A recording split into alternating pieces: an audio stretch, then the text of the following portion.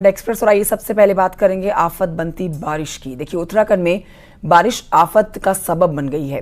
भारी बारिश से नदी नाले उफान पर आ गए हैं, जिसके बाद अब 8 जुलाई तक चारधाम यात्रा को रोक दिया गया है। गढ़वाल मंडल में भारी बारिश की चेतावनी के बाद फैसला लिया गया है और यात्रियों को अपनी जगह पर रहने की अपील की गई है। गढ़वाल कमिश्नर ने अपील जारी की है। गढ़वाल के 3 जिलों में चमोली, रुद्रप्रयाग और पौड़ी के लिए रेड अलर्ट जारी किया गया है। इसके साथ ही कुमाऊं रीजन में भी रेड अलर्ट घोषित किया गया है।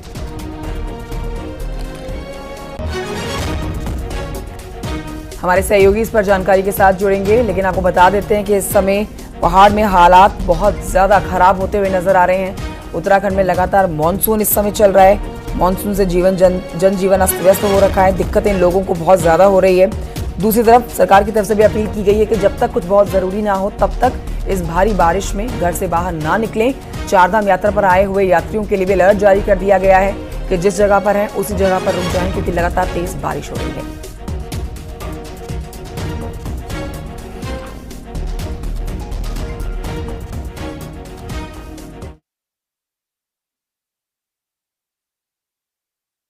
नितिन सेमवाल और जानकारी के साथ इस समय लाइव मौजूद हैं। सीधे रुक करेंगे नितिन की तरफ। नितिन, लगातार हम देख रहे हैं बारिश हो रही है। एक तरफ जनजीवन तो पूरी तरह से पहाड़ के लोगों का अस्त व्यस्त हो ही रखा है, दूसरी तरफ जो चारधाम यात्रा में लोग आ रखे हैं उनके लिए भी एडवाइजरी जारी की गई है।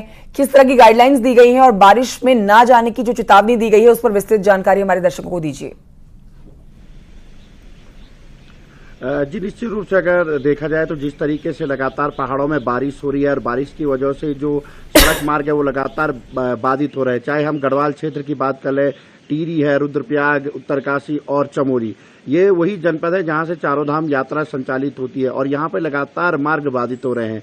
ऐसे में कहीं ना कहीं प्रशासन की ओर से जो गढ़वाल कमिश्नर ने कहा है कि आप सुरक्षित स्थानों पर रहिए, ये एक अच्छा फैसला भी हो सकता है, क्योंकि लगातार लैंडस्लाइड की वजह से घंटों तक मार्ग पर यात्रियों को फंसना पड़ रहा है और पहाड़ों में जब भी बारिश होती है तो कहीं पर भी पहाड़ टूटकर सड़क पर आ जाते हैं। तो ऐसे में सुरक्षित जो यात्रा है वही इस दौरान करनी चाहिए, ये प्रशासन का कहना है।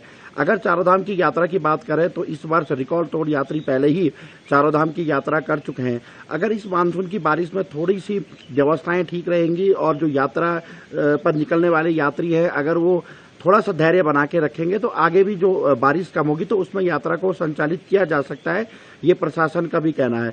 दूसरी तरफ जिस तरीके से लगातार हम देख रहे हैं मौसम विभाग का अलर्ट आ रहा है, तो कहीं ना कहीं उस अलर्ट का असर भी साफ यात्रा रूटों पर देखा जा रहा है। जो नदी नाले हैं बरसाती वो भी उफान पर बह रहे हैं, जिसमें कभी गाड़ियां फंस जा रही हैं, कभी लैंडस्लाइड की वजह से वहां पे यात्री फंस जा रहे हैं। तो कहीं ना कहीं एक अच्छा फैसला भी है कि यात्रा को फिलहाल रोक दिया जाए, क्योंकि लगातार पहाड़ों में मानसून की बारिश जारी है। जी बिल्कुल, ये एक प्राकृतिक परिस्थिति है नितिन। बिल्कुल, इस पर सरकार क्या ही कुछ कर सकती है, लेकिन सरकार अपनी तरफ से लोगों को चेतावनी दे सकती है। उसके ऊपर अमल करना जनता के ऊपर है कि वो उस बात को मानते हैं नहीं। एक जानकारी आपसे लेना चाहेंगे, चारधाम यात्रा के लिए जो लोग वहां पर पहुंचे हुए हैं, क्योंकि अब बरसात शुरू होने के बाद, मानसून शुरू होने के बाद लोगों की संख्या कम हो जाती है, घट जाती है, तो इस समय कितने लोग वहां पर मौजूद होंगे? उनके जहां पर वो रुके हैं वहां पर उनके लिए क्या व्यवस्थाएं की गई हैं और क्या अनुमान लगाया जा रहा है? क्योंकि आप भी मौसम विभाग के संपर्क में होंगे, जिनसे जानकारी मिल सकती है कि कितने समय के बाद इस तरह की भीषण बारिश जो है वो कम होगी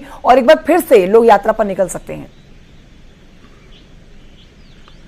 जी, अगर मैं बात करूं बद्रीनाथ धाम की, तो शनिवार को बद्रीनाथ धाम में लगभग 2500 तीर्थ यात्री दर्शनों के लिए पहुंचे थे और हेमकुंड साहिब में 1000 से अधिक यात्री पहुंचे हैं। हालांकि यात्री पहुंच रहे हैं, लेकिन वही समस्या सामने आ रही है कि सड़क मार्ग बाधित होने से इनको काफी दिक्कतों का सामना करना पड़ रहा है। हालांकि जो अगर मानसून की बारिश की बात करें तो अभी पूरा जुलाई का महीना है जिसमें बारिश लगातार पहाड़ों में होती रहेगी, लेकिन जो ये मानसून की अभी जो पहले दौर की बारिश हो रही है उसमें कहीं ना कहीं थोड़ी सी दिक्कतें जरूर है। इसीलिए मौसम विभाग भी लगातार अलर्ट कर रहा है, जिला प्रशासन भी लगातार यात्रियों को अलर्ट कर रहा है कि अगर वो सड़क मार्ग बाधित होता है तो सुरक्षित शहरों में रुक जाए। जैसे गौचर में रुक सकते हैं, कर्णप्रयाग, चमोली ऐसी जगह है, जैसे जोशीमठ में यात्री रुक सकते हैं और जब मार्ग खुले तो उसके बाद ही आगे बढ़ने की कोशिश करें। सबसे बड़ी बात यह है कि जहां जहां भी सड़क मार्ग बाधित हो रहे हैं वहां पे खाने पीने की व्यवस्था पहुंचाना भी किसी चुनौती से कम नहीं है, क्योंकि रास्ता कभी कभी अचानक बंद हो जाता है, तो ऐसे में प्रशासन की टीम भी मौके पर रवाना समय पर नहीं हो पाती है। इसीलिए प्रशासन लगातार अनाउंसमेंट भी कर रहा है कि आप सुरक्षित स्थानों पर रहिए और रात को तो बिल्कुल भी सफर मत कीजिए। प्रशासन का यह भी कहना है कि 8 बजे के बाद आप बिल्कुल भी सफर न करें, क्योंकि रात को भी बहुत ज्यादा तेज बारिश हो रही है। पागल नाला के पास अगर देखें तो थोड़ी सी बारिश में ही लगातार नाला जो है वो सड़क पर बह जा रहा है और यहाँ पे अधिकांश जो गाड़ियां हैं वो फंस जाती है। तो ऐसे में प्रशासन का कहना है कि दिन में ही सफर करें, रात को आप बिल्कुल भी नेशनल हाईवे की तरफ बिल्कुल भी अपना मूवमेंट न करें। ये अपील प्रशासन लगातार यात्रियों से कर रहा है। जी नितिन सेमवाल, बहुत शुक्रिया आपका जानकारी के लिए। आइए बढ़ते हैं आगे, आपको बताते हैं पहाड़ों में पिछले 3 दिन से लगातार बारिश जारी है। चमोली में नदियां उफान पर आ रखी हैं। अलकनंदा नदी रौद्र रूप लेके बह रही है इस समय और अब खतरे के निशान से ऊपर बहने लगी है। स्टेट कंट्रोल रूम से चमोली के लिए अलर्ट जारी कर दिया गया है। वहीं प्रशासन लोगों से अपील कर रहा है कि वो नदी किनारों से दूर रहें और सुरक्षित स्थानों पर चले जाएं, क्योंकि लगातार हो रही बारिश से नदी पूरे उफान पर बह रही है।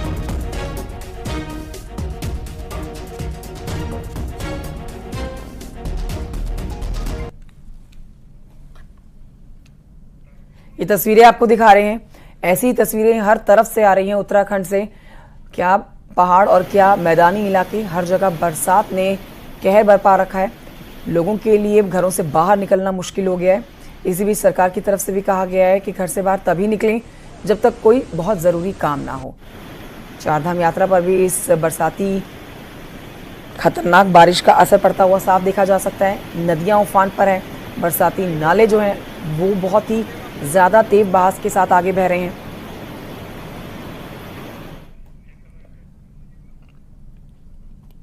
चमोली जिले में 3 दिनों से हो रही लगातार मूसलाधार बारिश से नदी नाले उफान पर है। बारिश होने से पिंडर नदी समेत प्राणमती का जलस्तर भी काफी बढ़ गया है और थराली, सूना, देवलगुवाड़ जाने वाले ये लकड़ी का स्थायी पुल है ये बह गया है।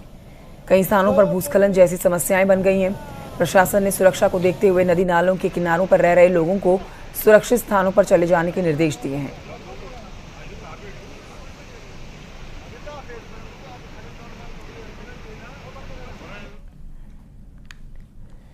खबर रामनगर से है, जहां पर मोहन के पास में अल्मोड़ा और रामनगर को जोड़ने वाला पुल ध्वस्त हो गया है और अल्मोड़ा जाने वाला रास्ता भी बंद हो गया है।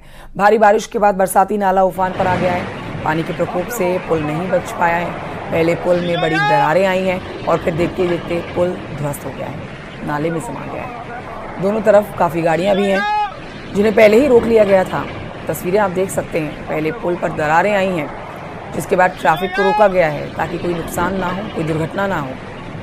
पुल के साइड में आपको ट्रैफिक दिखेगा और अचानक से पुल ध्वस्त हो जाएगा।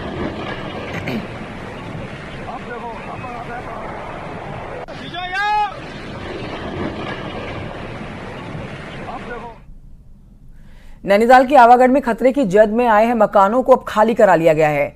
भूटाव की सूचना के बाद नैनीताल जिला प्रशासन, एसडीआरएफ की टीम मौके पर पहुंची है, जिसके बाद लोगों को यहां से हटाया गया है।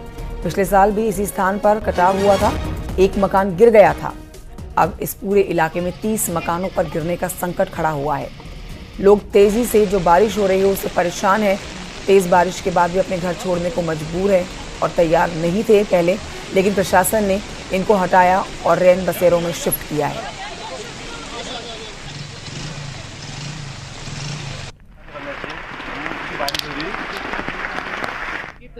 23 सितंबर 2023 को यहाँ पे आपदा आई। उसके बाद प्रशासन द्वारा जो जियो के कट्टे लगाए, यहाँ का मलबा उसी कट्टे में भर के चिपका दिया गया है। देखिए, मैंने इससे पहले बताया था कि यहाँ पर अभी मलबा गिर रहा है, थोड़ा सा बिना मलबा गिर रहा है, रात को इसकी खराब हो सकती है। इसलिए जो मकान जिनको पहले से नोटिस भी दिए हुए थे कि आप मकान को यहाँ से खाली करते हैं, मानसून नोटिस में आप सुरक्षित स्थान पर चले जाएं।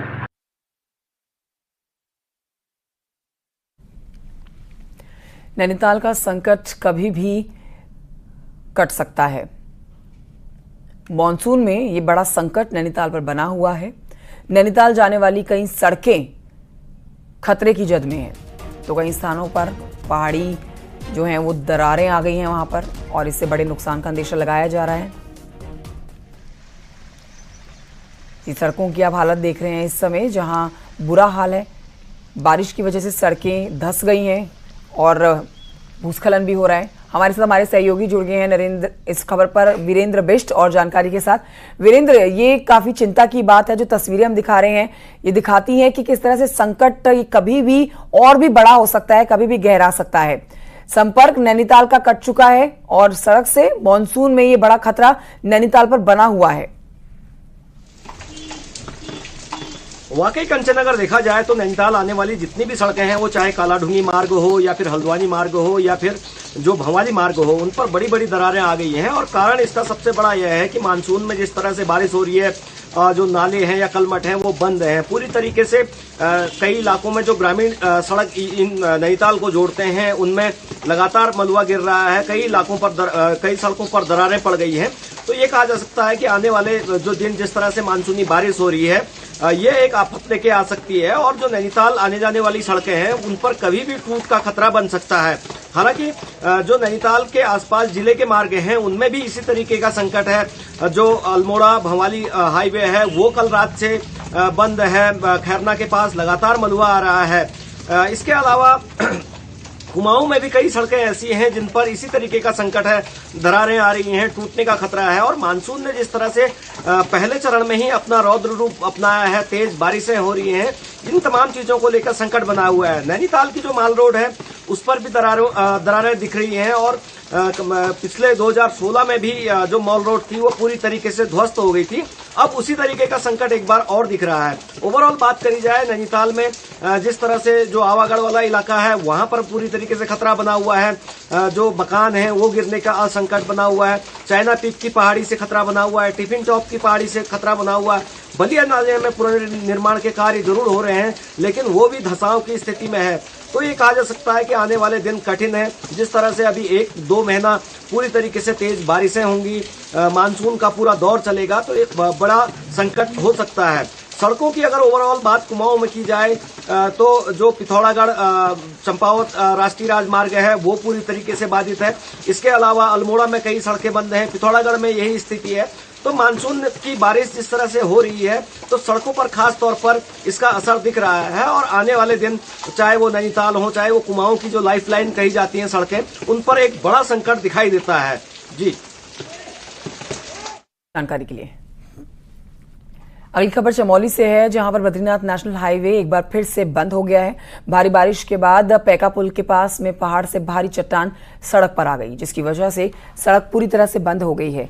कई दिनों से हो रही बारिश से लैंडस्लाइड की घटनाएं बढ़ गई हैं, सड़कें बंद हो रही हैं। हालांकि प्रशासन की टीम बंद सड़कों को खोलने का काम कर रही है।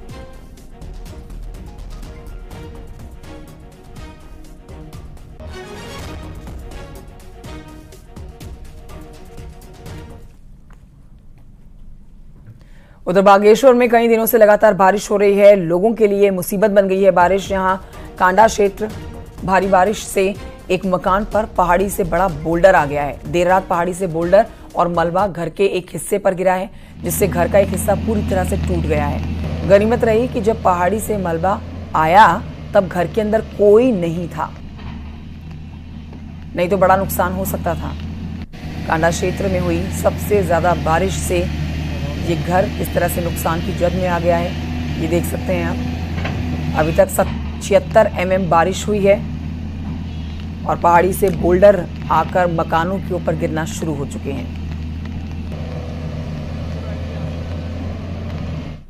पहाड़ों में लगातार बारिश का दौर जारी है। बागेश्वर में भी कल रात से भारी बारिश जारी है। अभी भी आप देख सकते हैं कितनी बारिश यहाँ पे हो रही है। और देर रात बागेश्वर के कांडा क्षेत्र में एक पहाड़ी से बड़ा मलबा आ गया, जिसकी चपेट में एक घर और एक दुकान का एरिया आ गया। गनीमत रही कि घर वाले उस वक्त दूसरे कमरे में सो रहे थे, इसलिए सभी की जान बच गई। और यहाँ पे देख सकते हैं किस तरीके से पूरे चट्टान घर के ऊपर आ गया है। और अभी यहाँ पे मौके पर जेसीबी पहुंची हुई है जो इस चट्टान को हटा रही है। और इस चट्टान के आने से जो ये स्टेट हाईवे है ये भी बंद हो गया है और अभी जो प्रशासन है इसे खुलवाने की कवायद कर रहा है। तो आप देख सकते हैं कि पहाड़ों में जिस तरीके से बारिश हो रही है उसका एक भयावह तस्वीर सामने आ रही है। लगातार जो बारिश है वो अपना कहर बरपा रही है। बागेश्वर से सुष्मिता थापा, न्यूज़ 18 बागेश्वर। पिथौरागढ़ की धारचूला तहसील में 25 लोगों को रेस्क्यू किया गया है। ये सभी लोग तवाघाट के पास में रोंगती नाले के पास बीते 5 दिनों में फंसे हुए थे और अब इनको रेस्क्यू किया गया है। एसएसबी ने सभी लोगों को सुरक्षित धारचूला मुख्यालय पहुंचा दिया है। तवाघाट के पास में लैंडस्लाइड के कारण रोड पूरी तरह से ध्वस्त हो गया है। यही नहीं, पैदल रास्ते भी यहां जमींदोज हो गए हैं, जिस कारण रेस्क्यू टीम को खासी मशक्कत करनी पड़ी है।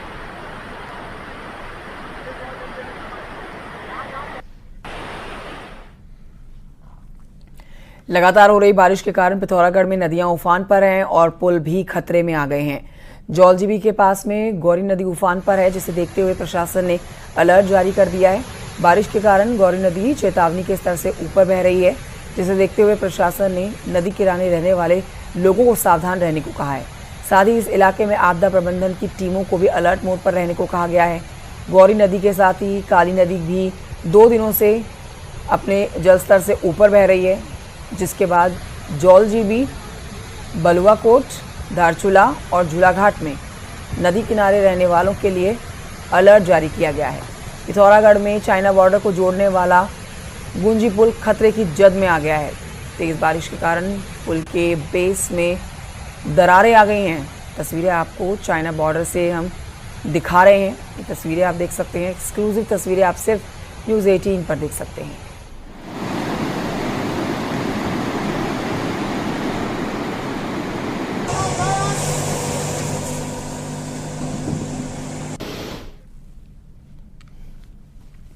बढ़ते आगे देहरादून से खबर, जहां पर बारिश के हालात को लेकर मुख्यमंत्री पुष्कर सिंह धामी ने हाई लेवल मीटिंग की है। मुख्यमंत्री ने सभी अधिकारियों को निर्देश दिया है कि 24 घंटे अलर्ट मोड पर रहें। सीनियर अफसरों को जिले के साथ कोऑर्डिनेशन के लिए कहा गया है। जिले के साथ सीनियर ऑफिसर्स कोऑर्डिनेट करते रहें। मुख्यमंत्री ने गढ़वाल और कुमाऊं के कमिश्नर से अपडेट लिए हैं। मौसम को देखते हुए स्कूल कॉलेजेस खोलने पर फैसला लेने के लिए कहा गया है। जहां भीषण बारिश है वहां पर स्कूल कॉलेजेस आज भी बंद है। आज तो रविवार है, लेकिन बीते 2 दिन से आप देख रहे हैं कि लगातार स्कूल कॉलेजेस बंद है। आपको बता देते हैं कि पिछले 3 दिन से राज्य के कई हिस्सों में लगातार तेज बारिश हो रही है।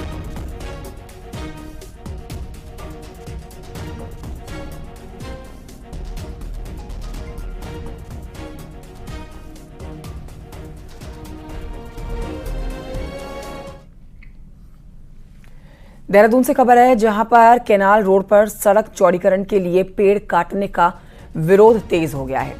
केनाल रोड पर बड़ी संख्या में लोग प्रदर्शन कर रहे हैं। यहां लोग पैदल मार्च के जरिए अपना विरोध दिखा रहे हैं। केनाल रोड पर बड़ी संख्या में पेड़ चिन्हित किए गए हैं, जिन्हें सड़क चौड़ीकरण के लिए काटना है।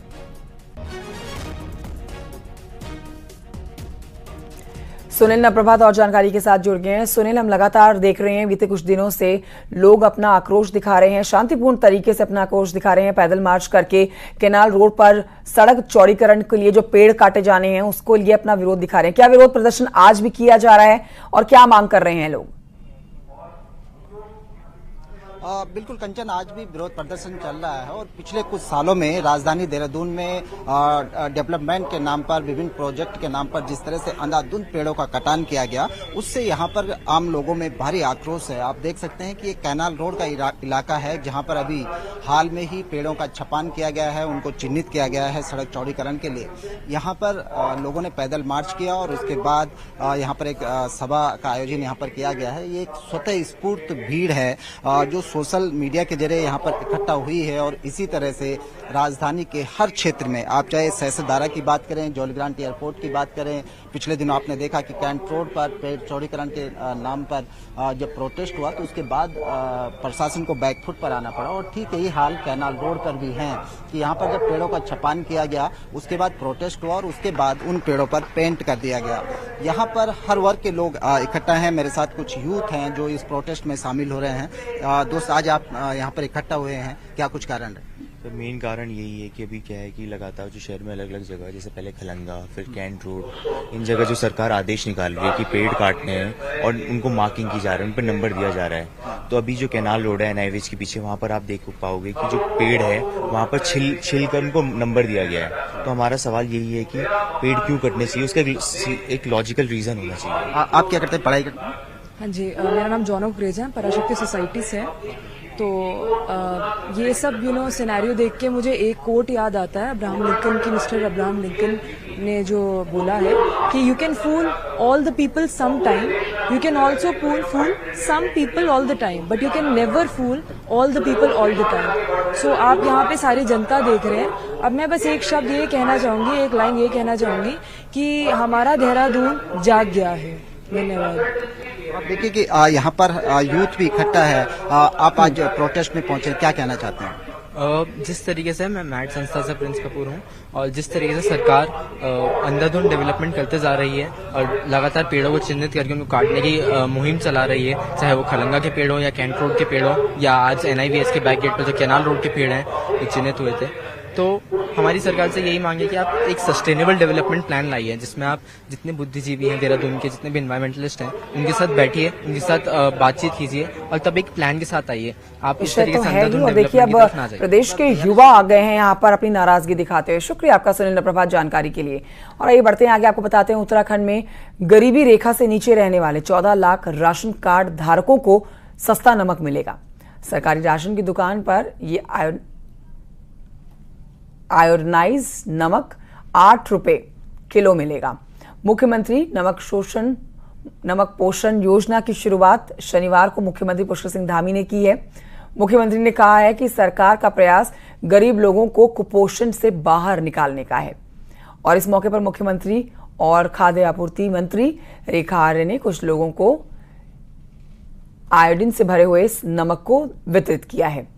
वहीं खाद्य आयुक्त हरिचंद्र सेमवाल ने यह भी कहा है कि बाजार में नमक 30 रुपए किलो है, जबकि गरीब परिवारों को 8 रुपए किलो मिलेगा और 10 रुपए की सब्सिडी सरकार की तरफ से दी जाएगी।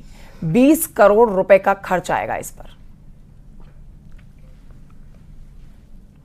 अपने परिवार में अपने बेटे और बेटियों की चिंता करते हैं, अपने परिवार वालों की चिंता करते हैं, इसीलिए वो योजना लेकर आए कि किसी को भूखा न सोना पड़े, किसी के घर का चूल्हा बंद न हो। और इस योजना के अंतर्गत उत्तराखंड के भी 14 लाख गरीब परिवारों को हर महीने मुफ्त राशन का लाभ मिल रहा है।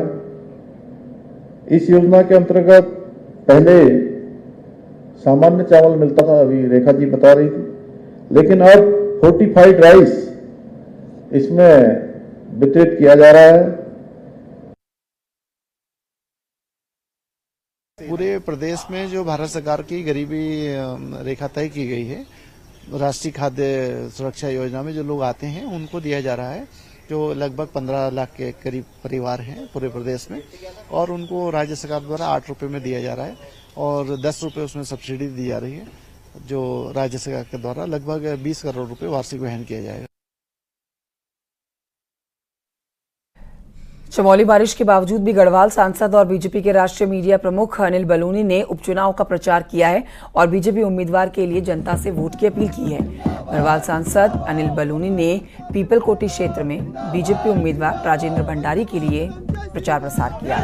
अनिल बलूनी लगातार राजेंद्र भंडारी के लिए प्रचार कर रहे हैं। इसके बाद भी अनिल बलूनी ने कई जगहों पर जनसंपर्क किया है, लोगों से वोट मांगे हैं और कहा है कि बद्रीनाथ सीट पर पूरी तरह से माहौल बीजेपी के पक्ष में है।